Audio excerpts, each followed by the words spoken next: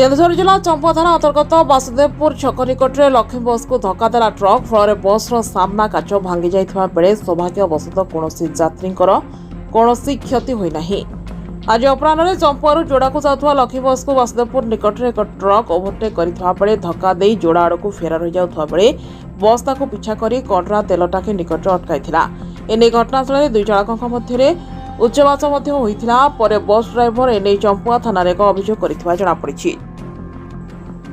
केन्दुझर जिला चंपा थाना अंतर्गत वासुदेवपुर छक निकट में लक्ष्मी बस को धक्का देला ट्रक फल बस सामना काच भांगी जाइथिबा बेले सौभाग्यवशत कौन यात्री कौन क्षति होई नाही। आज अपराह्न चंपारू जोड़ा को जाउथुवा लक्ष्मी बस को वासुदेवपुर निकट में एक ट्रक ओभरटेक करथिबा बेले धक्का देई जोड़ा आड़ को फेरार हो जाउथुवा बेले बस ताको पिछा करी कटरा तेल टाकी निकट अटकाइथिला। एने घटनास्थल दुई चालक मध्य उच्चवाच होइथिला परे बस ड्राइवर एने चंपा थाना एक अभियोग करथिबा जणा पड़िछि। चंपारू प्रदीप कुमार महांत रिपोर्ट जागृति लाइव मीडिया।